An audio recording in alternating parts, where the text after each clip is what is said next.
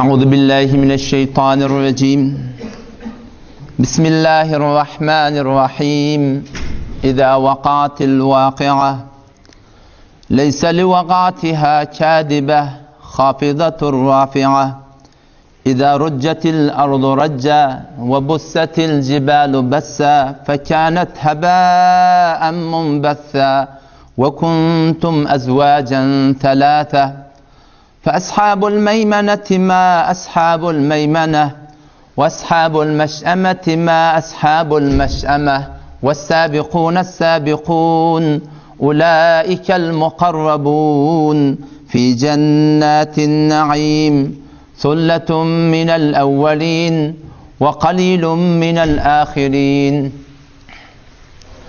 الحمد لله محترم مسلمان doğullum. Allah'ın ihsanı bar yaxşı niyet bilen gelipdir. O Maktum Şahir rahmetullahi aleyhi aytiya Maktum muli bugününe şükreyle Allah'ın kudretini görüp fikreyle rızk için gam ime hakkı dikreyle edelle yadılan tenden daş olmaz. Maktum muli bugününe şükreyle Allah'ın kudretini görüp fikreyle hakikat Müslüman doğan şu dünyada fakat bir zati övülmeklige liyagatı var. Ol kim? Şol bir Allah şu. O Allah'ı ki yaratmaklık bilen öz bağlığından haber veriptir. Eğer Allah yaratmadık bolsa di, hiç kim Allah'dan haberli olacak değil.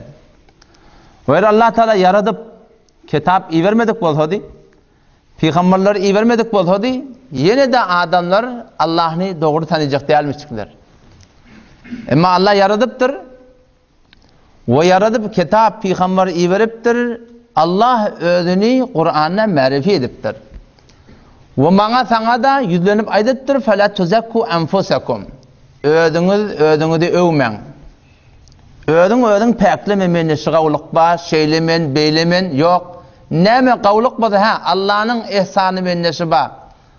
Allah'ın tevfiki şu kuvveti bazı. Men yürüp Allah'ın ihsanı bana. Men vezneberdar Allah'ın beren kudreti. Men pehlivan Allah'ın beren gücü. Neme kavluğu ödümüzde aytacak bolsak, oğlun uşağımızda aytacak bolsak, şu Allah'a nispet vermeli. Vallahi ki la ilahe illahu. O zati ki şundan başka layığı ibadet yok.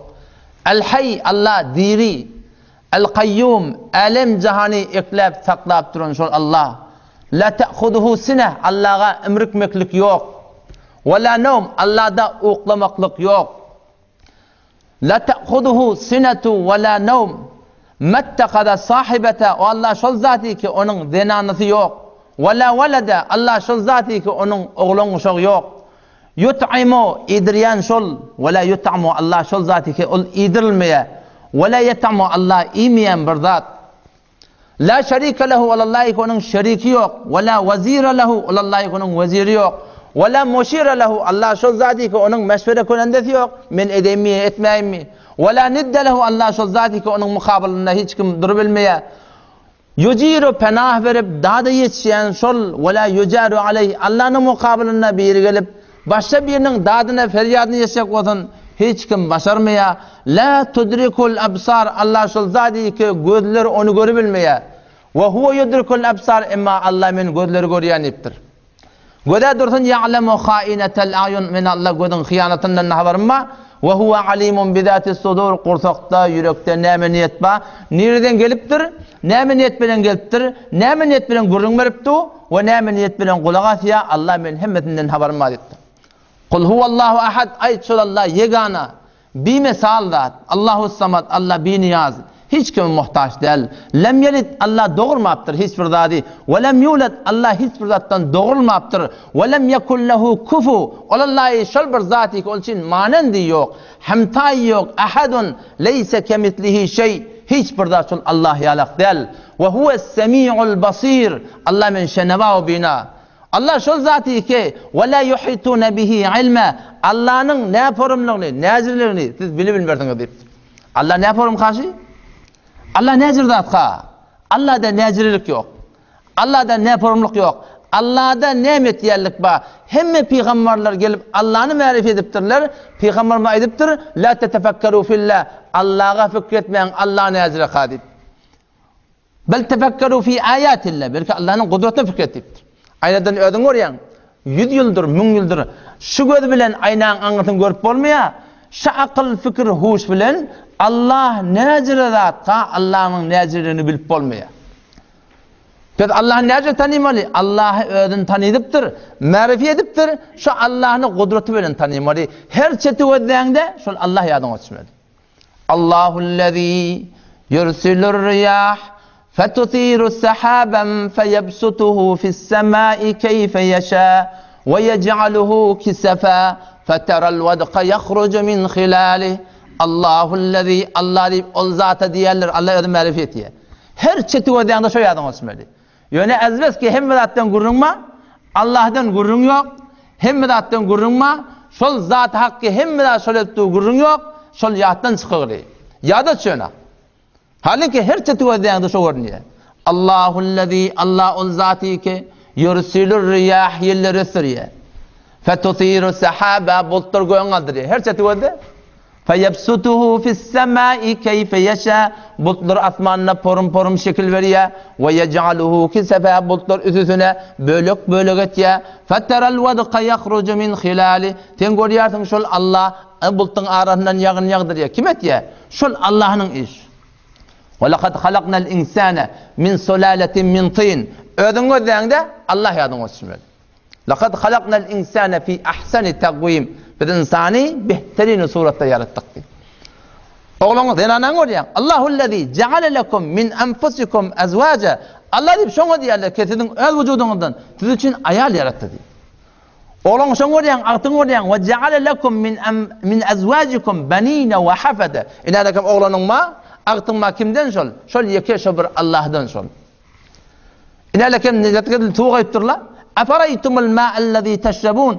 Allah men soruyor. İçen tuğu görüyorsunuz diye. Antum enzeltumuhu minel muzn. Bultun şon siz indiriyorsunuz mu? Em nahnul muzn. Yani biz indiriyorsunuz. Şol her çeti ödeyende giyce şondan, günni şondan, giycenin udokluğu, günnidin udokluğu, yulicul leyle fin nehar gödeyine, giyceni günnidi talyan şol bir Allah, ve yulicul nehara fil leyl, günnidi giyce talyan şol Allah, ve yuhricul hayye minel meyyiti, ölüp beten yumurtkadan deneden, dirin çıkaryan şol Allah, ve muhricul meyyiti minel hay, ölüp beten yumurtkanı, dir tavuktan çıkaryan şol Allah, zalikum Allah, şer'et yani kim diyerler? Şuna Allah diyerler diye. Ve huvellezî ceale'ş-şemse ziyâ günüvede günün nuru ödünden ne Allah'dan Allah şol zâdi ki günü derekşan aylandırdı. Ayın tabanlığı, nuraniliği ödünden ne kimden? Şol Allah'dan. Vel kamera nura ayı taban eden şol. Ay kiçediye ulalya fikretme ki hemin tori mukadib. Belki Allah men etiyen ve kadderehu menazil. Hem biz şunu bölük bölük etiyeti betirler. Menzil uloltiya menzil kiçeltiye. Afaraytum ma turun yakyan odunu görüyorsunuz. Antum enşa'tum şecerataha ayatı şoň mabaty suwuktan izini bağını siz doğrulayarsınız. Siz vücuda getiriyorsunuz. Afaraytum ma tahrusun milyar hektar ekiliye ayaşı ekyen yer yurdunu görüyorsunuz. Gawundan, garfıdan, arfadan, buğdaydan. Antum enşa'tum antum tezra'unehu şoň siz gögertiyorsunuz ya biz gögertiyorsunuz. Biz fakat elimiz bıkınımızı vurup fakat ekip başarıyoruz. Qalanı kim etiye? Yeke şobur Allah etiye. Şol Allah musulman doğun meni seni şu dünya bir maksat direkti verir. Bu dünya yüzüne gülümdür. Oğlan kan ulaşsın geliyor. Ulaşsın ölünüsün geliyor. Ölünsen öcet alacaksın. Ulaşsan oğul çıkaracak. Kız çıkaracak. Şakkal ağa giriptir. 40 yaş yaptır. Bari yaş var şunda. Nereye var ya? O dünya karşıyım var. Ölüm bir hakikati musulman doğun ki hiç kim şuna şeki yok. Ama ölümden sonra bir yamaçlardan bir zindagi var. Peygamber ayıptır da İde mâte ibn Adem her vakti ki Adem dağının oğlu men mâte fakat kâmet kıyametu sen öldün mü? Senin kıyametin kayım olduğunu diye. Ebedi bir yaşayış başlayacak. Sığır öldü mü? Zindagi tükönüyor. Eşek öldü mü? Zindagi tamam oldu. Milyon koyun ölüyor. Zindagi tamam oldu. Ama insan öldü mü? Teyde Müslüman doğan zindagi başlıyor. Ama şu hakikata her vakti her zaman anlanmayan adamlar oldu. Allah şu hakikati anlandırmadan çürüyüm, tutup dur insanın yakasından özüňe oýlan. Felyanzuril insanu mimma khuliq. İnsan gözünden nämeden yaradyldy? Biz awwal nerede demiştik? Biz awwal yer demiştik. Ve laqad halaqnal insana min sulalatin min tin. Bidun şek Allah biz insanı yarattık. Palçın çekide uhulasından. Biz awwal yer demiştik. Qawun gogartdyr, qarpyz gogartdyr, mäş gogartdyr, lepe gogartdyr, xiyar gogartdyr, arpa bolupdyr, buğday bolupdyr. Miwalar bitipdir, ene tamyl şonu iyipdir. Hemçinanki biziň işimiz ýalak. Sonra ondan sonra ja'alnahu nutfa, bir damja suw etdik bitirdi. Niye daganda? Fa ja'alnahu fi qararin makin. Ol qaýym qararga enen göwrehni biz jaýladyk. Sonra halaqna nutfa ve da'alla merhele aýtýar. Sonra şimdi senin gözeştiğimiz biz de oluşmuştuk. Sonra halaqna nutfete alaqa biz şu bir damja suwy qaragan etdik diye. Fa halaqnal alaqata mudga şu qaraganı bir bölek et ettik. Fa halaqnal mudgata izama şu bir bölek eti sünkettik. Fa kasawnaal izama lahma şu sünkün defenle Allah biz et yedirdik. Sonra ansha'nahu halqan akhar. Ondan sonra biz de inen göwrehine can verdik. Fa tabarakallah ahsanul khaliqin. Besyar babarakallah ki behterine andaza kunandık. Suwa kim naqaş etýär? Ýeke şobar Allah naqaş etýär. Suwa şeýlerin çek. Suwa her format ön güzäne gelýär. Emma Allah musulman dogan meni seni suwda naqaş edip şu şekli yaradypdyr. Ýöne bir elam edipdir ýöne. Thumma innakum ba'da zalika lamayitun. Siz ondan sonra set derse siz öljeksiniz diýär. Thumma innakum yawmal qiyamati tub'atun. Yamaşlardan siz diriljek. Yamaşlardan görden dirilip turjak. Ne yaparım turmalı gördün? Ebi Rezeynül Ukhayli radıyallahu anh soruyor. Ya Resulallah, keyfe yuhillahul mevta? Allah ölüleri ne yaparım diyecek? Şu in milyard insan ölük gidiptir. Günne ölüptü. Mahtumullah rahmetullahi aleyh. Bu dünya diyegenin bir kalmagaldır. Günne bir münü dörer, bir münü ölür. Ya Resulallah, keyfe yuhillahul mevta? Allah ölüleri ne yaparım diyecek? İmanı var. Yönü ne yaparım diyilmesi değil. Asancak. Ama mararta bi vadin mumhil. O bir tokoydan geçmedin mi dedi? Derreden geçmedin mi? Ki kup gori pati, alma bağı gori, nar bağı gori, incir bağı gori, çayırtı gori, yanna gori, çıratanı gori, baldıdı gori. Hemme otlar gori pati, meğer oldadı ki Allah mukadderdir, hem işi göğük olmalıyım. Sonra mararta bihi khadira. Sonra yine bir vakit geçeceğim, o kızılcagul, sarıgul, akgul, alma çetirek geliyor, tuğ çetirek geliyor, incir çetirek geliyor. Gördün mü seni? Gördüm ya Resulullah. Kedalike yuhillahul mevt. Eyne şüpherim Allah ölür diretecek dedi. O zaman Müslüman doğanım aslı maksat şolgun. Qalanı görün. Men oyum, men yurdum, men maşinim, men dinanam, men oğlanım yalan görün. Peygamber ayıptır da. İza mate ibn Adem. Peygamber aytıyor. An-nasu niyamun. Adamlar uykuda diye. İza matu intabahu. Ölünü uyanıyor diye. Dağdarak bir diş gördün. O lokan kasrınma. Hava. Hadam haşamda tamam elin koşurup tuğla. 4-5 tane maşin bir kaptalan. O bir kaptal derya oraya. Bu kaptal bağ. Bu kaptal lokan park. Bu kaptal lokan meydan. Halanı edip tuğun. Halanı edip tuğun. Halanı gelip tuğun. Halanı gitip tuğun. Dişinde bir acayip bir manzara orayasın. Bir vatta şeyler argılat yalan değil mi? Tur namazda tur. Gödüğünü yatsayan, yerim yıkayan. Ha, değişmişti o diyorlar. Dünya şu Müslüman doğan. Ödün gün kadi aydan kesip verdin, inerle kim ölecek? O zaman şoluğunu kayıgatmadan çim Allah bilir. Vallahi billatillah, şu dünya zindagi etmeli yer der. Allah menetin şu dünya zindagi etmeden çim iyi vermektir. Şu dünya zindagi becermeli yer Müslüman doğan. وَلَنَبْلُوَنَّكُمْ Hetmin Allah bize tıyınacak. Azmayış yer. Gitmeden şimdi getir Müslümanlığı. O zaman şu zendegiye teyarlık tapmaklık her bir insanın vazifesi şu. Peygamberlerle getir şuna ettirir Müslümanlığı. Kıyamet olacak. İza vakaatil vakia or vatike kıyamet vakı olsa. Kıyamet açan olacak. İki birim kıyamet var deyipti Peygamberler. İki birim kıyamet var. Bir kıyamet ferdi, bir kıyamet guruhi. Men mate fakat kıyamet kıyametu. Öldün mü? Sen kıyametin başladı diye Peygamber. Buna kıyameti ferdi. Bir kıyamet olacak, asman yarılacak. Yer katı tandıraklap yarılacak. Dağlar dargacak. O haçam olacak, ahir zamanına bolsa. Şiyerin yüzünde bir Allah deyip aytyan adam bolsa kıyamet bolacak der. Ahir zamanın imanlı adamları bir yel öşecek deyiptir Peygamberimiz. O zaman şu yel gelip şu iman, mümin, hakikat imanlı adamları deyip asgırıp üskürüp koltuğun aşağından burada çıkan yalak şu cümlenin ne dünyadan kaçacak diye yengillik bile. Hatta eğer bir qarın sünnete olsa şu imanlı adam yel şuna varıp deger deyiptir Peygamberimiz şu dünyadan gidecek deyiptir. Ondan sonra ağırbaş teleke adamlar şu yerin yüzünde bolacak deyiptir. Eyni heyvallı yalak deyiptir. Şu zamanın enki qava adamsa nezir diyen bilen süt bağışta yolun onu bir zina da öteydi. Adam şu zamanın qava adamsa ne mi diyor? Hey ne tutursun? Qava dört etmerden mi diyor? Enki qava adamsa şu diye. Toram ehlim cihan dargacak şunu. İza vaqatil vaqi'a her vatiki kıyametin qopqullusu vaqı olsa. Haçan vaqı olacak? İsrafil aleyhisselam uluqon ferişteden biri. Elinde bir tüytüğü var diye.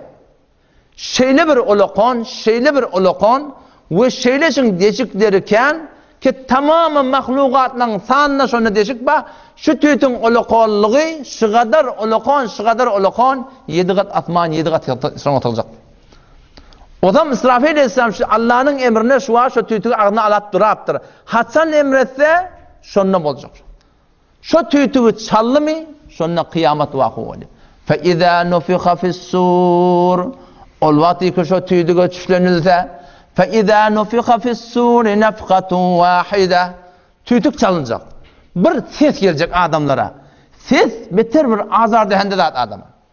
Yuvaş güçlenecek. Adamların yürekleri yarılacak. فَاِذَا نُفِخَ فِي السُّورِ نَفْخَةٌ وَاحِدَةٌ وَحُمِلَتِ الْأَرْضُ وَالْجِبَالُ فَدُكَّتَا دَكَّةً وَاحِدَةً yer götürülecek. Dağlar dağlar götürülüp şöyle birbirine vurulacak. فَيَوْمَ اِذٍ وَقَعَتِ الْوَاقِعَةِ şolun Allah diye kıyamet vakı olacak.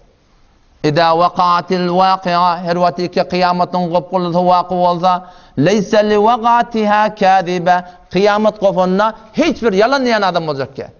Bu at yalanlayıp bir adamla ki ona. Ay o dünya gidip gelen mi ona? O dünya bark gelen mi ama? Haftada bir deyiptir. Haftada bir dota olamam. Tamavur üzeri akılan. Ama bir Türkmenin bir gel haftada değil. Senden ölenden sonra dilerim deyiptir ha. Haftada şoğun bir bal bir ölü orhan deyiptir. Ohan orhan deyiptir. Bir ölü orhan deyiptir. Dilerim balığın yok mu?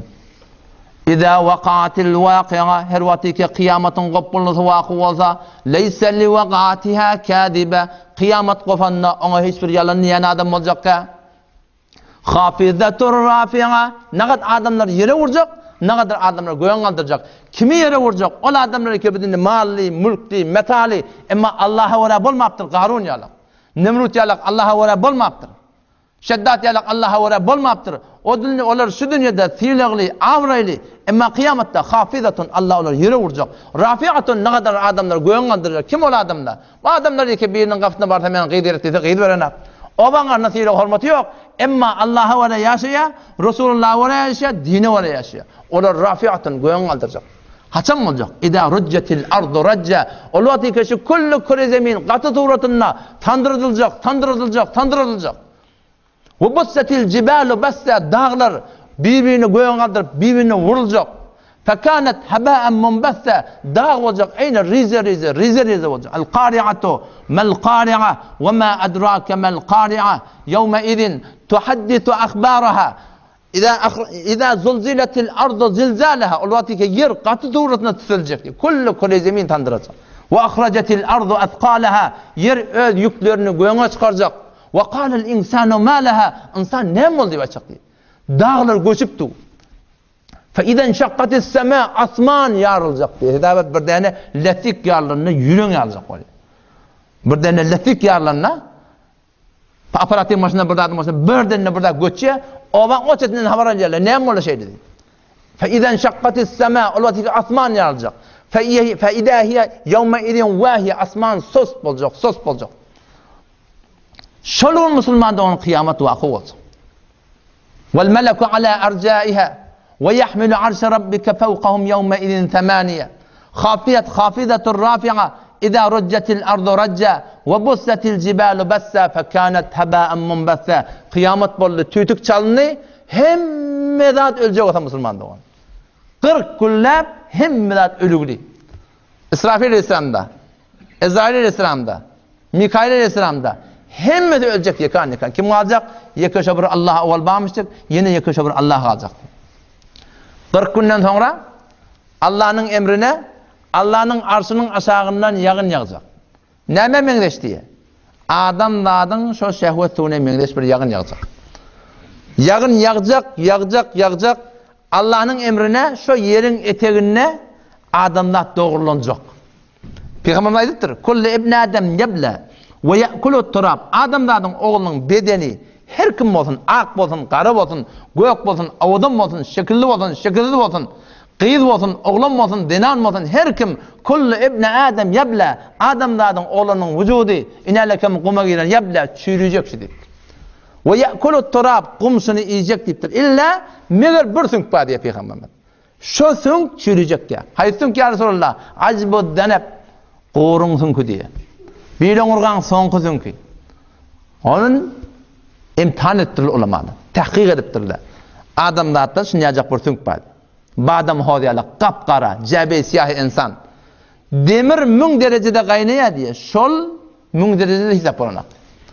Şol yağıllar dam adamın yank suyalak.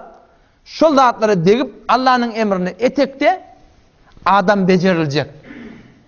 Ondan sonra göğüne çıkacak. Türkmen doğa diyara yüzün ak bolsun. Yüzün ak bolsun yani şol gün yüzleri ak bolacak, qara bolacak Müslümanlar. Yawma tabyaddu wujuh. Kıyamet gün ol bir gün yüzler ak bolacak. Ve tesveddu wujuh, yüzler qara bolacak. Fa emmellezine sveddet wujuhum, yüzler qara bolan adamlara. Olar üçün azap var. Ve emmellezine byaddat wujuhum, imma olarlar ki yüzler ak bolupdyr. Fa fi rahmetillah, Allah'ın rahmetinde. Yani Allah'ın cennetinde hemişeki cennette bolacak. Hemişeki cennette bolacak. Indi şeýle çykyp gelýärler. Şeýle her kim burnun uzunyňa diýdi şeýle.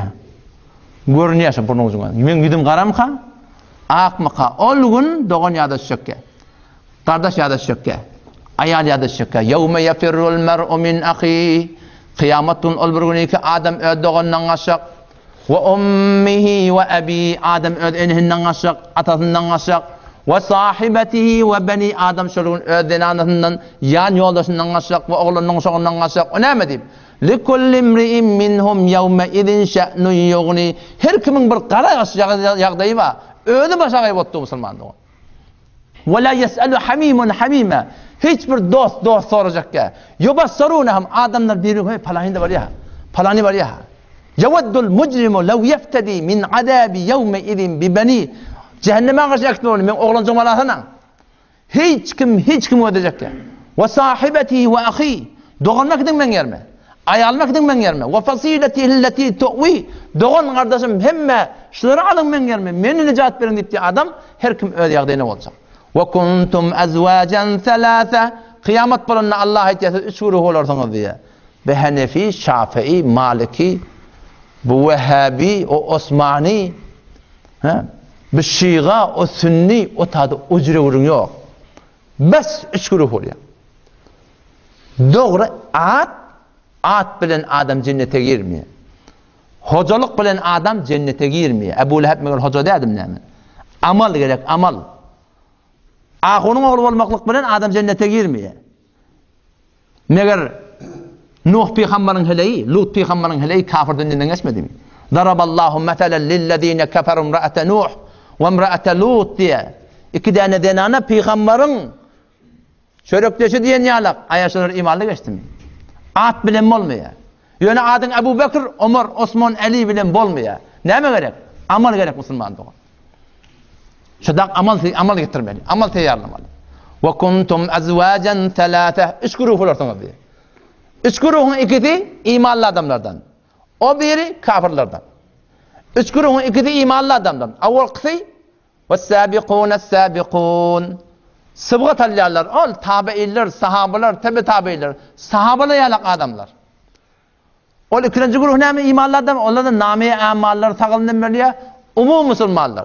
İman muhlisli adamlar iki grup olacak. Biri muhlis vaqiyler olacak, bir de umum musulmanlar olacak. Günahkar musulmanlar da şunsunne, o taraftan kafirler olacak ve Huday haqqatan münafık adamlar hem şunsunne olacak.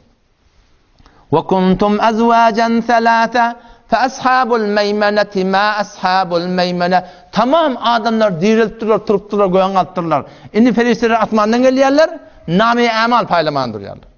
Fa ashabul meymeneti ma ashabul meymene. O desirasiler diye Allah Teala. O adamlar kim? Nami amalları tağılına verilipdir oğlum. Ve ashabul meş'emeti ma ashabul meş'eme. Desi şefiler olur kim? Onlar nami amalları soluna verilipdir diye. Allah'ın bir misal arşi sağ tarafta nami amal tağılına verilipdir durduğunda, sol tarafta nami amalları soluna verilipdir. Ola şöyle dururlar. Evde dedi o sabiqun. Sıbgat alallar. Sahabalar, tabi'iller, tebe tabi'iller. Ulaikel mukarrabun. Onlar khas bir derecesi var. Fi cennetin naim. Dursun nimet bolan cennete salacak olar. Ne kadar oradan? Sullatun minel evvelin. Avvalki geçerlerden köp olacak. Ve kalilun minel ahirin. Son kullardan azıcık olacak. Yani mukarrab bendelerden ol sahaba, tabi'in, tebe tabi'in. Geçenki kurullardan, muhlislardan beterken mi olacak? Mukarrabinden beterken mi olacak? Son kullardan sahabalara mengdes bolýan adamlar az olacak. Sahabalar mena şakyda bolmamışyk, mena olar az bolar ýa-da. Sahabalar hakykatdy düşünüpdirler. O bir hakykat eken şu musulman Türkmen düşünmän bar ya. Sahaba şunu düşünüpdir ki din ýerler fakat namazda, fakat namaz jamaatda, fakat zikirde, fakat tilawatda, fakat sadakada, fakat üşürde. Olar şunu düşünüpdirler ki din ýerleri öýüň amal etmeli, başga adamlar amala getirmeli. Öýüň İslam'a göre amal etmeli, başga adamlarda musulman bolmakdyna we musulmançylygyna gaýym durmakdyna zähmet çekmeli. Olar tesurini anlatdylar. Öňküde size aýtdym. Olar şu tesur Kur'an'dan anlatdylar. Ya eyyuhellezine amenu ey iman getiren adamlar kunu ensarallah. Allah'ın dininin kömekçisi bolun diye. Allah haýyş ekturun ya Allah. Hey oğul, öýüň awatmalar. Halk men nämişim ma? Elhamdülillah sahabalar din şol sünnetdir. Sahabalar dini şol sünnetdir. Oğul öýüň awatmalar. Halk da kim o? Meger innemel mu'minuna ihwa iman adamlar doganna. Men sen doganyň, sen men doganyň da. Halk daratin ödünki taş. Ve kuntum azwajan thalatha fa ashabul meymene. Desirasiyle. Arşın tağ tarafında nami amalları tağılınmalıdır. Ve ashabul meşeme. Arşın sol tarafında nami amalları solunmalıdır. Ve sabiqun. Sıbgat alallar. Allah'ın bir misal arşının evinde. Ulaikel mukarrabun fi cennetin naim. Thulletun minel evvelin. Ve kalilun minel ahirin. Fi cennetin naim. Dursun nimet bolan cennetlerde olacaktır. وَسِيقَ الَّذ۪ينَ اتَّقَوْا رَبَّهُمْ اِلَى الْجَنَّةِ زُمَرًا. Şu Allah'ın cennetine karşı imanladılar. Guruh cennete karşı arkacak dedi. Hatta اِذَا جَاءُوهَا. Ta ki cennetin kapına gelecekler. وَفُتِحَتْ أَبْوَابُهَا. Olan fiilerinden söyleyeyim. Cennetin kapına açılır diye. Tek gideni kapı var. وَقَالَ لَهُمْ خَزَنَتُهَا. Cennetin takçıları, negahbarları gelip de valakim selamun aleykum, selamun aleykum. Bima sabartım, sabrettiniz dünyada. Cennet sabırsız ele gelmiyor Müslüman. Ve lenebluvennekum. Allah bize hetmin sinecektir. Hatta na'lemel mücahidine minkum. Biz görelim ya Allah sizin hayti birine zahmet çekiyen. Ve sabirine hayti birine sabret yersin Allah'ın yoluna. Kepene senin kanımız peygamberin kanından koydu ki din için, hak için hetmin kep çekme var Müslümanlar. Ve nebluve akhbarakum. Sizin halat-ı deruninizi Allah'ın imtihan edecektir. Vesveseler geliyor. Gümeller geliyor, şekler geliyor. Şimdi onu duruyan mı ya durmayan Müslümanlar. Allah imtihan edecek. Fi cennetin naim. Dursun nığmat buna. O cennetin kapısına varacaklar. Tekil kapısı şeyle açık dur. Eri işinin arası yani bu kapının işi var ya da o işikten. Cennetin işinin arası 40 yıllık yol diye. Şondan sığman adamlar giriyor deyip peygamber. Cennete homşöyle görüp anıl kalacak. Ne züren nığmat be. Nerede diyor? Mebniyetun. Becergiliş var. Nerede? 7 tabağın üstünde Allah cennet yarattı. Neyse tabağa? 100 tabağı deyiptir peygamber. Her tabağın arası nezire? Şu dünyanın tabağı yok. Her tabağın arası yer bilen asmanın arası. 100 tabağı cennet, bağla terin tabağı cennet, ona cennetel firdevsiye. Cennetel firdevs en ki defeki cennet. Onun defesi arşı ne? Yani sakfi Allah'ın bir misal arşı. La yaravne fiha şemsen ve la zemharira. Cennette gün yok, soğukluk yok. Niye zoruna karanlık olmam yok. Allah'ın nuru bile nur olacak, nurani olacak kullen cennet. Tamam bağları cennetin teneleri kızıllam olacak. Şöyle bir yerden gördüm. Kulli cennetin bağları tenesi kızıllam olacak. Ne kadar olakanım? Payinterin derece cennetiye şu dünyanın 10 marabar cennet verecek dedi. Payinterin derece cennetiye şu dünyanın 10 marabar cennet verecek dedi. Bağım olacak. Peygamberimiz aytıptır. Kelevetinden eğer Arap at sapsa 100 yılda da şu kelevetinden çıkıp bilmer dedi. Fi cennetin naim. Dursun nığmat olan cennet. Teneler kızıllan, şahı berkleri kümüşten, bağlarına porum porum meyve var. Bağlarının aşağı yap yaşıl. Aşağından akarlar akıp var ya adam. Akarlar neseden? 4 porum akar var. Metelul cennetilleti ve'idel muttakun. Ol bir cenneti ki Allah'dan korkuyanlara vaade veriliptir. Ne manna? Fiha enharun akar sular var. Min ma'in gayri asin. Saf sade su. O su iki portimiye. Ve enharun min leben. Akar akıp var ya süt. Lem yetagayyir ta'mı. Onun tagamı yutçemiye. Ve enharun min khamr. Arak şerab akıp var ya. Bu dünyanın kere portip var ya yok. Leddetil lişşaribin. İyen içen adamlara beter leziz. Ve enharun min aselin musaffa. Bal akıp var ya bal. 4 tane nehr akıp var ya. Cennetiyle eline asaba diyeyim kızıllan. Fakat işaret dediği şeyle. Ve yufeccirunahum tefcira. Şunun tefsirine geliyor. Halan yana. O süt beri akma şeylerin. Şeyle akma diyor. Fakat işaret gerekti. Ve lehum fiha min kulli temerat. Halan mivan Allah'ta da şunu gerekti. Bu mivaları defeden aşağılar, akarlar, yap yaşıl her yerde tahtba ala sururin mevzuna. Tahtlar olacak. Simhaye telayı bilen tükürüldü. Avudan tendeliler, avudan tahtlar, fi cennetin aliye bulant mertebe cennetlerde, ala sururin mevduna, muttakiine aleyha mutekabilin, ho cennetiler kaygısız yaplanış vatıyla diye, o yaplanış vatıyla. Akarlar akıp var ya, hemme mivolar doğru, duruş veren nığmat, inni hıtmatçı gerek, ödün yolmalı mı? Yolmak gerek gel. Yed'un fiha bi kulli fakihatin aminin. Mivaları kaygısız çağıran portakal berik geldiğinde şeyler. Şeftali berik geldiğinde şeyler. Yed'un fiha. Allah cenneti vasfetti. Sahabalar cennete aşıkmıştır şurada. Haçan ölüp bolurka, haçan girip bolurka. Şuna aşıkmıştır. Yed'un fiha bi kulli fakihatin aminin. Ondan başka hizmetçiler var. Yetufu aleyhim taşlarına tavaf edip dururlar, aylaşıp dururlar diye. Ne mi? Vildanun, gül yağacak. 12, 13.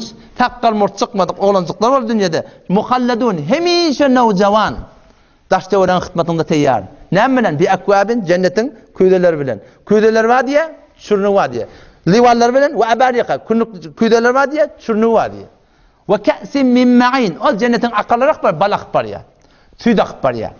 Arak şerab akbar ya, şundan doldurup getirtir diye. Ve fakiyetim mimma yetehayyerun. İçiyardın, kanmak yok. Derlemek yok, men derlevatin. Azıgmak yok. Doymak yok.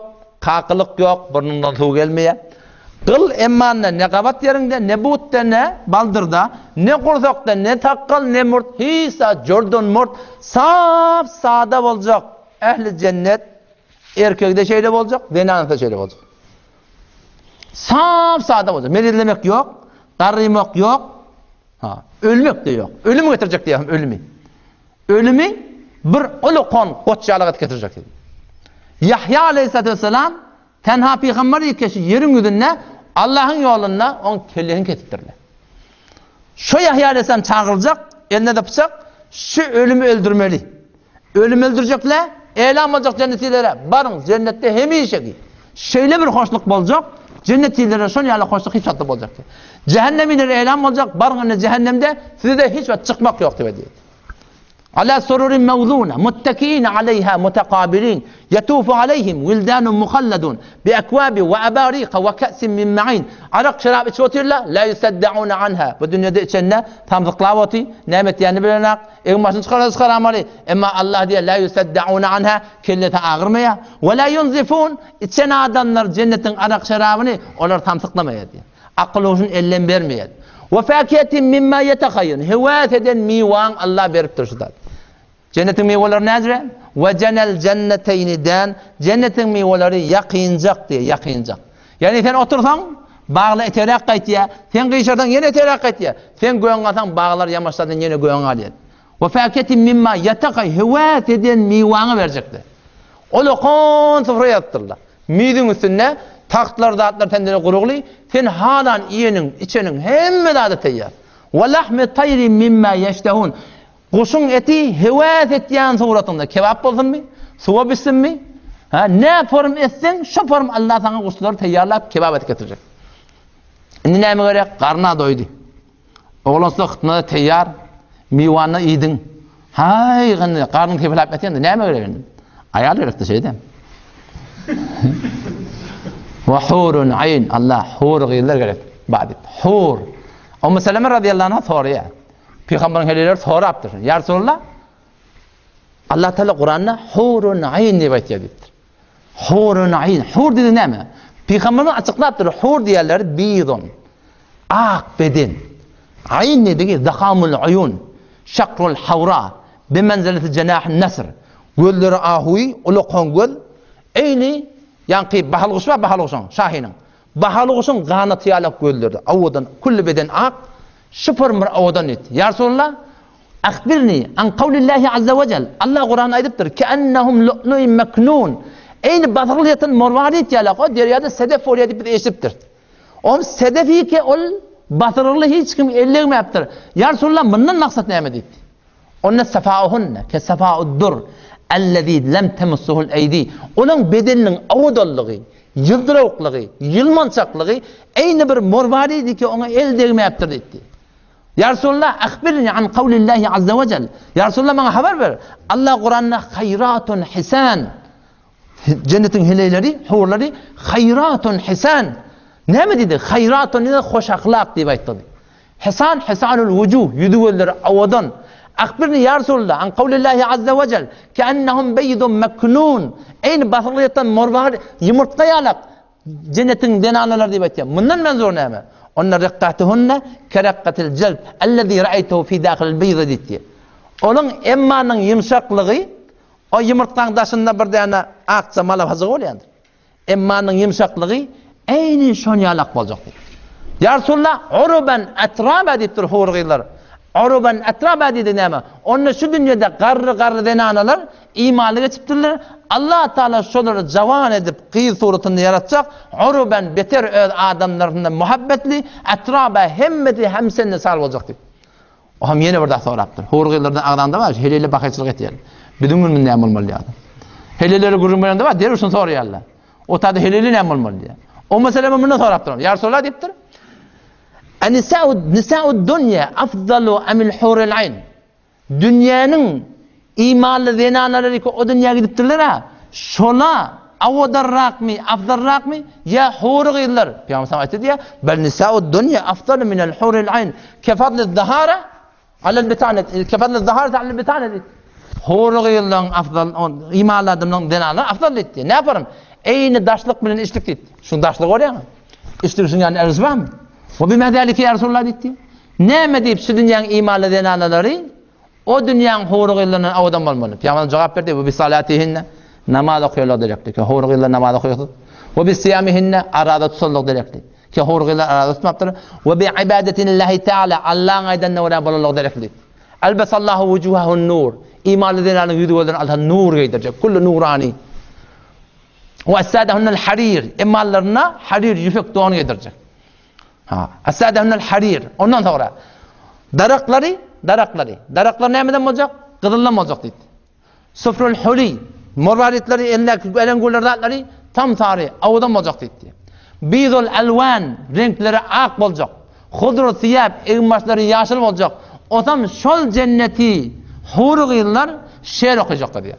Nahnul khalidat فلا نموت أبدا ونحن الناعمات فلا نبأس أبدا ونحن إذا هذا مش منه ونحن النائمات فلا نبأس أبدا بل هميشه كي olacak hiç vakitte biz ölecek ya ونحن الناعمات biz هميشه nigmatda olacak biz hiç vakitte nigmattan tavulup gidecek ya ونحن المقيمات biz هميشه adamlarımızın yanında olacak فلا نذعن أبدا biz hiç vakitte adamlarımızın yanına götürüp gidecek ya ونحن الراضيات biz هميشه adamlarımızdan razı olacak فلا نسقط أبدا hiç vakitte biz adamlarımızdan narazı olacak ya hurg'iylar she'r o'qibdi bir avudan ses bilan Batadını imanlı denarlar da var da. O bular gözde. Kıyafet doğrular. Biz şeyle, biz hemişegi, biz narda olmayat, biz falan olmayat, biz hemişe adamdan yanına. Burada da şerait mandır yani imanlı denarlar. Nahnul musalliyat, biz namaz okuyorduk. Ve ma sallaytunna, siz namaz okuyamadınız. Ve nahnus saimat, biz dünyada arada tuttuk. Ve ma sumtunna, siz arada tutmadınız dedi. Ve nahnul mutasaddiqat, biz arada sadaka verdik. Ve siz sadaka vermediniz dedi. Biz şeyle işlettik, siz etmediniz. Hazreti Ayşe radıyallahu anh ne diye? İmanlı zenanalar diye, hurgiyler diye üstün geldi diye. Kepletlettirler bunu. Ve hurun ayn keemsalil lu'lu'il meknun cezaen bima kanu ya'malun. Cennet ne için verdi Allah Teala? Eden işten kıbalına Allah cennet verecek deyiptir. Türkmen ne diyor şey ya?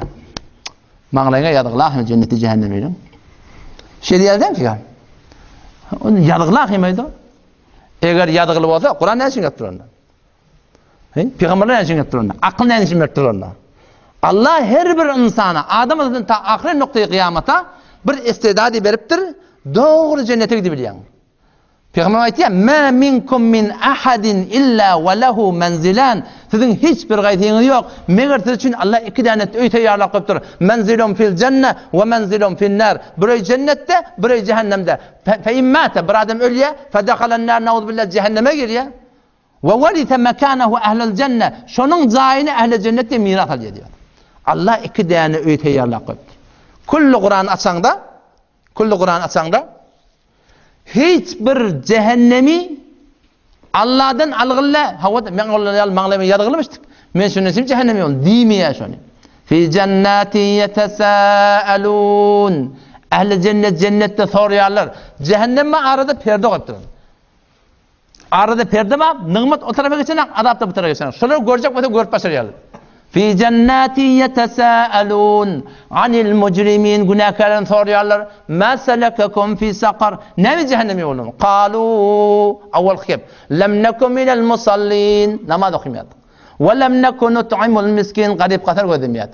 Ve kunna nakhudu ma'al khaidin. Zindagim bihude geçiriyat. Ve kunna nukazzibu bi yevmiddin kıyametun inkar etti. Zindagi bihude şu yolun ona zaman onu atıyor. Hücre deden otada boş yat. Hücre deden bu tadı boş yat. Yani yolun onu atıyor yani. Bihud. Tükanın başında o da iki açıldı. Üç açıldı. Erti namaz yatıp kalmadı. Hiçbir cenneti, hiçbir cehennemi bağışlar. Men avval mağlayma yadığırlayma her kim bolup berişinden aldı. Ümmeti Müslümanın hayatı bir günahını etsin. Ben İsrail'de bir kavim oldular. Onları Allah Teala imtihan etti. Allah diye etmediler, Allah'ı imtihan etti. وَاسْأَلْهُمْ عَنِ الْقَرْيَةِ الَّتِي كَانَتْ حَاضِرَةَ الْبَحْرِ O deryan kenarında yaşayamıştı. Onlar Allah hükmettir. اِذْ يَعْدُونَ فِي السَّبْتِ لَا تَأْتِيهِمْ حِيتَانُهُمْ شُرَّعًا Şemmevun balık tutmalılar deyiptir.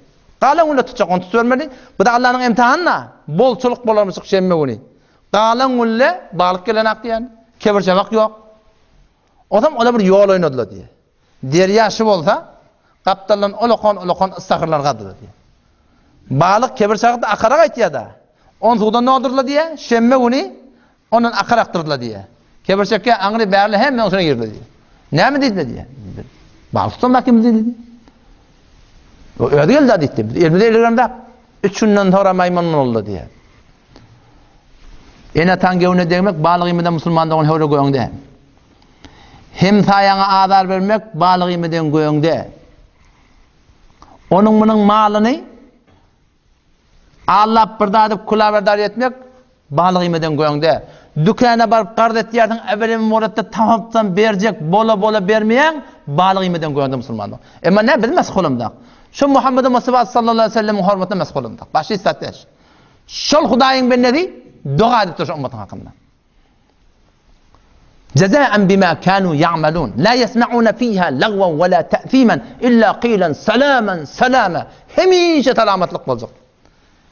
Bu mukarrab ehli cennetinki. Ve ashabul yemini ma ashabul yemin. Nami amallarını tağılını verirler var. Dua edip sorulardan olsun. Dua edip sorulardan olsun. فَأَمَّا مَنْ اُوْتِيَ كِتَابَهُ بِيَم۪ينِ İmma ol ademi ki o nami amal tağırını verecek diye. Tamam nami amallar paylanttı. Soğlanını verirler soğlan, tağırını verirler tağıl. Şu kadar adam hoş olacak sonra. Kıyıkıracak diye. فَأَمَّا مَنْ اُوْتِيَ كِتَابَهُ بِيَم۪ينِهِ İmma ol ademi ki o nami amal tağırını verecek. فَيَقُولُ hay. Kur'an sormayı tutuyor. Hay. Umukrav. Tutun. Yine kitap okuyun. İnni zanantu anni mulaqin. Min yaqinim madi. Evlap dirilmekliği ba. Fehuve fi ayşetir radiye. Hemişeki radilikten de gide olacak. Hemişeki. Ve ashabul yemin. Ma ashabul yemin. Hoşa bahala ashabul yemin. Olan nığmatı nedir? Fi sidrin mekzud. O yankı mukarrab yankı yakılan var. Cennetiyle. Olan nığmatları guyaka ehli bazar. Taht, mid, nökerdatlar, porum meyveler, porum içkiler, hurugiyler, bunlar için bilen nimetleri guyaka Rusayla nimetleri yala. Fi sidrin mekzud. Tikensiz bağ darakta konar olacak. Bağlarına tiken olacak ki. Ve telhim memdud. Ötüsüne koyulandıran mevzular. Ve zillin memdud. Uluqan keleve. Ve ma'in meskub. Akıp var ya. Abşarlar her yerden kuyuptu. Ve fakiyetin kethire. Köp meyve. La meqtu'a. Tükönmek yok. Ve la memnu'a. Bundan imeli. Ondan imelle. Memnuiyet yok. Ve furuşin merfu'a. Avadan denaneler bölürsün. İnna enşa'nâhunne inşaallah biz onları has avadan suratla yarattık. Fecealnâhunne ebkâra. Cennetin denalarını Allah biz gıyid ettik. Hemişe gıyid diye. Hadis-i surun zeminine geliyor. Erti tüstaniye kıyamet böyle hem da sunnan peygamberimiz erti kıyametini fe aqulu ya Rabbi va'attani eş-şefâ'a feşeffi'ni fi ehlil cenne yedhulûnel cenne. Peygamberimiz dua edecek ya Allah sen bana dünyada vaade verdin makamı mahmudi makamı şefaati keden ümmetin şefaat edip bilecek deyip ya Allah sen bana vaade verdin. Feşeffi'ni fi ehlil cenne. Ehli cennet cennete girme oldu. O günahkar imanlı adamlar cehennemden çıkarmalı. Ya Resul ya Allah bana icazet ver ki ben şunun hakkında şefaat edeyim yedhulûnel cennet cennete girsin. Feyekulullahu tebareke ve teala. Allah Teala sonra ayetecek de kad şeffa'tu lekum. Ben sana icazet verdim. Ve edintu lehum yedhulûnel cennet. İcazet verdim. Cennete girecek ve giramalı. Gel ya Resul gel şefaat et deyip Muhammed Mustafa Aleyhisselatü Vesselam'ın şefaatinin bereketine köp adamlar cennete girecek. Yani burada da Allah'ın amelleri yöne. Şefaat gerek bolsa imanlı şu dünyadan gitmedi. Gurrun sadiyeti. Sahih Bukhari'de geliyor. Peygamber Aleyhisselam aytiyor. Men Havd-ı Kevser'in yanında dum. Bir tofar adamları men ümmetimden cehenneme karşılayıp barıyar. O men onun için ya Allah bilemen ümmetim, bulanı yapar ya Allah. Allah tarafından elan olacak. İnneke la tedri ma ahdathu ba'dak. Ey Muhammed Mustafa Aleyhisselatü Vesselam. Sen bilmeyen bula senden sonra ne ettiler. Yok bid'atlar dörettiler. Halaf sünnet dağıtlar ettiler. Şeriatta yok dağıtlar ettiler. Hemişe şunu bil bid'at diyorlar sogap diye bildiler. Peygamber ne diyecek? Suhqan limen ba'di. Daş olsun ola demek ki benim sünnetime mutabık yaşamaktır. Daş olsun diye açacak diye. Sahabe gelecek ya Resulallah men şefaat et. Peygamberimiz doğru yönlendirip açacak. Meğer ben sana aytmadım mı? Men sünnetime göre yaşamalıyım. Meğer ben sana demedim mi? Ben sana dedim ama sen kulak atmadın. Şefaat gerek Muhammed Aleyhisselam ümmetine. Adana dua ediyor. Allahümme Rabbi hadi da'veti tamme ve salatul qaime. Ati Muhammedinil vesilete vel fadile. Şu makamı şefaat edilişi mi diyorlar? Eğer Peygamber'in şefaati bana gerek etmeyin gerek Resulullah'ın sünnetine göre yaşamalı. Defenden daha topuğa çeliyor. Cennet şöyle bir avadan yer. Peygamberimiz Allah Teala icazet verecek. Gelin cennetten şimdi şefaat edecek diyen Peygamber. Guruh adamlar Peygamber'in şefaatine, şehitlerin şefaatine, ulemaların şefaatine, hafız-ı Kur'an'ın şefaatine Allah şöyle cennete salacak diye. Ve ashabu'ş şimali ma ashabu'ş şimal. Hatar nımne meyleti yani. Desti çepiyle dittir. Name-i amali şefelinden meylittir olan. Ve amma men utiye kitabehu bişimalihi emma ol ademi ki nami amal solunne meldir. Feyekulu ya leyteni lem ute kitabi aydar ey kaş ki. Vah bana namı vermedik bu kadar. Yevme ya'uddu zalimu ala yedeyhi. Adam şunu ikilinin dişecek. Yevme ya'uddu zalimu ala yedeyhi yekulu ya leyteni lem ute kitabi. İkilinin dişecek. Ey kaş ki men falanini doğ tutunmadık bolsam da. Falani men doğ tutun. Men doğru yo imanını etmedim. Dost behterin dat adama. Bu behterin dat olup başarıyor. Eğer kavu dost oldu. Hemneşine salih tura salih konet. Hemneşine talih tura talih konet. Ya rebet better az marebet. Marebet tenha ber can zelet. Ya rebet ber can ber iman zelet. Ve yevme ya'uddu zalimu ala yedeyhi yekulu ya leyten ittekadtu ma'ar rasuli sebila. Ey kaş ki benim peygamberin yoluna gidem olsam da. Ya veyleta vah efsus. Lem ettekhid fulanen halila falanin dost tutmadık olsam da. Lekad adallani ani zikr. Meni şeriattan aldırdı. Men doğruyun tamamdan sonra şeriattan aldırdı. Doğru kim biliyor musun? Kiminki doğru? Ama Allah'ınki doğru. Hiç kiminki doğru değil. Allah'ınki doğru. Peygamberinki doğru. Hanefi mezhebinki doğru. Şunu özdü. Menni özdü. Her kimde özdü. Hanefi mezhep görmeli. Hanefi mezhep. Bir tane minyatür alınga. La ilahe illallah Muhammedur Resulullah. Eteğine Hanefi mezhep. Şundan sonra var. Edecek işini. Ecada var mısın? Cesin tebeli tutmana. Palandat etmeyene. Haydi bir edecek işinde Allah Resulullah sonra var. Ve ashabu şimali ma ashabu şimal. Desti sebebiyle. Ve amma men utiye kitabehu bişimali. Efsuz diyecek. Ya veylete leyteni lem ettekhid fulanen halila. Ey kaç ki ben falanın doğa tutmadık olsam da.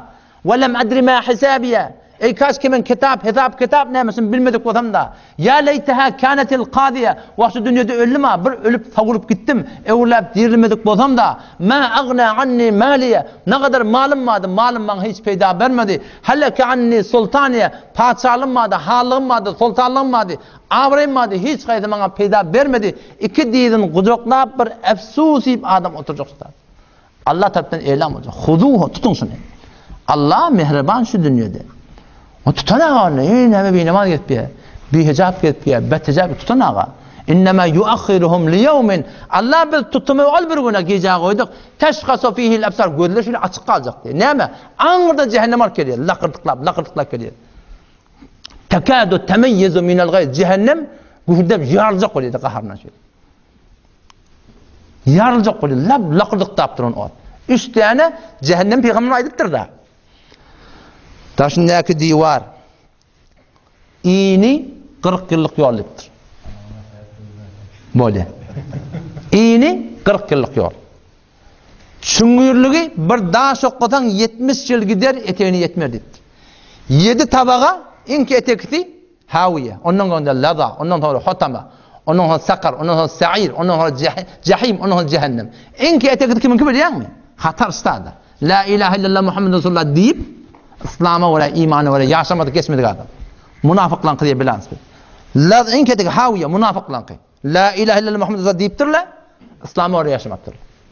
Onun sonunda laza Yahudi'den ki. Onun sonunda hotama Mesih'den ki. Onun sonunda sakar materyalist'den ki. Onun sonunda sa'ir mecus ateşperest'den ki. Onun sonunda cehim müşrik kafir'den ki. İnki goyanda cehennem. Günahkar Müslüman'dan ki. Altında belki çıkmak yok. Fakat şu defeki uğruğa çıkmak var. Şeyli bir lakırtıklap duran ot Allah tayarlattı Müslüman doğan. Nerede diye? Rivayetlerden belli olsa şu yerin aşağında diye cehennemde. Cennet göğünde, cehennem etekte. O zaman şu tayda Müslüman doğanım. Ne deyli? Şol cennete girip cehennemden nezat etmek anıta atacak şey. Beter anıta ata. Yöne bizi kıyınmalığı. Ne deyli? Bizim boyun alamdaksın. Ne mi boyun alamdak? La ilahe illallah Muhammed Resulullah ve yaşamakta boyun alamdak. Bizim müşkülümüz nerede? Birçe kelimede. Şu la ilahe illallah Muhammed Resulullah düşündün mü? He, şonne bilen. O men bey deyiptir navi. Men söz veriptir navi. Şu la ilahe illallah Muhammed Resulullah. Buna diğer kelime bir nokta. Noktası yoksun. La ilahe illallah sebukterin kelime-i dünya. Kepleyende doğdan emirlenek. La ilahe illallah. Şu la ilahe illallah Muhammed Resulullah kelime bir nokta. Musulmanın bir noktası değil.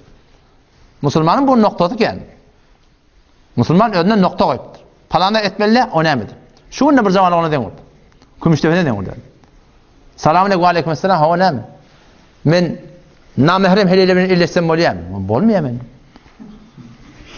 Wa hona men yüregim dogurdy. Men randi getip barýan. Ödeme şu randi getip barýan dedi. Nereye öde çırak kırmızı gelecek. Şu çırak kırmızı devlet şu dünyanın pasatı koyuptur dedim. Men yüregim dogurdy geçsem dedim. Jerime bolar mı ya bolardın? O şu dünyanın pasatı kanunu düzenlesinden gözün yum keçende eğer jerime bolýan bolsaň, olem Allah'ın koyan kanunu. Kur'an sünnete göre yaşamalı. Yürek doğruluk kaçan, ol bir yerdeki amal doğru olur. O zaman şu taydan inşallah Teala zindagimizi Kur'an'a göre sünnete göre yaşamakta Allah dedi. Zahmet çeker özümüzde hanım adamsına vaktlar bir hut geçirmeyeli. Elhamdülillah bu tadı hücre var, o tadı hücre var, o tadı hücre var. Vaktlar zamanla olur. Kıymeti edin. Barın hücrelere vakt koyun. Şu dine vakt koyun. Dünya zahmet çekmeden gelmeye değil mi? Yatan nokta iyim yok diye Türkmen şunu düşündürüyor. Vay yatan nokta iyim yok. Yatan adamın din yok da. Şu dine zahmet gerek şuna. Öz için hot sazi. Derzemin hanımade sazi. Derzemin digeran sazi. Barmanı şu Kur'an aşana hol. Men haçan vaktim var. Moğollardan gelen vaktan haçan men Kur'an öğrenip bilyen. Şu Kur'an erti kıyametin ulukan davagar diye peygamberimiz.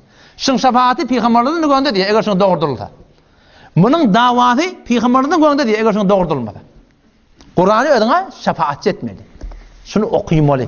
Halal haramdan hemek akım olmalı yok ki. Yani halal haramdan sen kemezkem Hulasıl Keydani Fıkhı Müyesser bir yengilce kitap halaldan haramdan. Her kim akım olmalı ama her kim alim olmalı Müslümandır. O zaman şu taydan sonra inşallah vakt koyuyor. Öz hanım adamı da elhamdülillah düşenme gün Behruzan'ın önüne denanalara saate çare kadim denanalara gurrunma. Bir saat 45 dakika. Onun için zahmet çekeydi. Denanalarda iki tane sıfat var. Bir de ken ağlayarlaşırlar. Bir de ken kepleyerler zaman. O zaman şun keplemesi dine vurdu. Ağlamasa Huday'da ne vursa var ha. O zaman sen dünya akırının abad edeceksin. Harçlan ağlayacak. Borçlan ağlayacak. Köyüne kal, çargada olabilir. Şun yüreğine kıyamet düşse, yüreği yok o zaman hatta. Bu dolansa çından dolanıyor. Menden tenine uçuyor. O zaman inşallah Teala şun hakkında, Kur'an'ı öğrenme hakkında, ilmi öğrenme hakkında, o baştaki Müslüman doğrulamada inşallah hayırkah oluyor. Nece inşallah Teala. Allah tevhimize tevfik versin. Vesselamu aleyküm ve rahmetullah. Ya Erhamerrahim.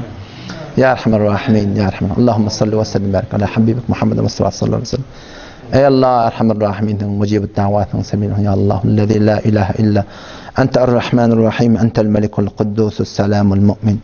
المهيمن العزيز الجبار الغفار المتكبر الخالق البارئ المصور الغفار القهار يا واحد يا ماجد يا ارحم الراحمين يا الله ilmes hürmeti tirgahı ey Allah ed mübarek oyun günahkar bendendir ya Allah fadlından günahlarını mağfiret ver ey Allah günah kebirden ya Allah bize tövbe halisan nasip eder ya Allah öz muhabbetini Resulün muhabbetini dinin muhabbetini sünnetin muhabbetini bizim yüreklerimize caileştir ver ey Allah sen hidayetleri sen hidayet verecek deyip durun ya Allah bilir hidayete hak hidayetini ya Allah hidayete hak hidayetini ya Allah hidayete hak hidayetini ey Allah Ulil Türkmenistan'a alan talan ya Rabbi köp ihtilaf ya Allah ulamaların ağımlarına ya Allah ağırlık beraber ya Allah Ulil Türkmenistan'a yamaçlardan dindar var hicab yot ya Allah yamaçlardan ara getirip edermen yektir dinin için ya Allah teyarlar var ya Allah ulamaların ağırlık beraber ya Erhamerrahim ya Erhamerrahim ya Erhamerrahim ey Allah köp günahlar daş çavrakta köp cavan şiiresi ya Allah ilmi serveti ey Allah mehribanın günahdan taklamak öden kıymettir. Tağın ödesen, toğlun ödesen, öğün ödesen, ardın ya Allah günah karşın çağrı ya Allah cavan oğlum ya Erhamerrahim ya Allah kavuluk bilen toy edip ya Allah fesattan kaçmakın tevfik verir. Ya Allah köp ayarlı oğullar ya Allah yaşlı gıyda oğullar var. Ya Allah durmuşa çıkmaklarını ya Allah toylarını öden asan eder ya Rabbel alemin. Ya Allah Kur'an'ın öyle sünnet Habibin sünneti öyle yaşamakları ya Allah bizlere asan eder. Ey Erhamerrahim mucibet davatın dinin hafızı sensin sünnetin hafızı sensin şeriatın hafızı sensin ya Rabbel alemin. Ey Allah nusret et ya Rabbel alemin. Nusret et ya Rabbel alemin. Nusret et ya Rabbel alemin. Ey Allah yağış niyetten başka hiçbir sermaye yok. Ya Allah ameli yok. Arda deryalık. Yağış niyet ya Allah Erhamerrahim. Yürekten havarma ya Rabbel alemin. Ten beyik bol ya Allah. Habibin sünneti belirli olsun. Senin şeriatın belirli olsun ya Rabbel alemin. Başka maksat yok ya Rabbim Allah. Dinleyin ya Allah. Yürekten havarma ya Rabbel alemin. Nusret edevor ya Rabbel alemin. Ya mucibet davat. Ya Allah cavallar dine karşın evrever. Ya Allah ulamaların ardına ya Allah ittifak verever. Ey Allah Erhamerrahim. Mucibet davatın ya Rabbel alemin. Ey Allah ne medin ya Rabbi. يا الله. اللهم إني أسألك من خير ما سألك عبدك ورسولك محمد مصطفى صلى الله عليه وسلم، ونعوذ بك من شر ما استعاذ عبدك ورسولك محمد مصطفى عليه الصلاة والسلام. Ya Allah, hicabımızın arasında amancın ya Allah. Ey Allah, mehribandır ya Allah. Türkmen namusu ya Allah, gayret illen gidip bana ya Rabbi. Ey Allah, Erhamerrahim. آسان دول نفوض أمورنا إليك، أمور الدنيا والآخرة، فاتر السماوات والأرض، أنت ولينا في الدنيا والآخرة، توفنا مسلمين ونحن التوفيق والدرجة إمامنا هذا يا الله، آمين برحمتك يا رب.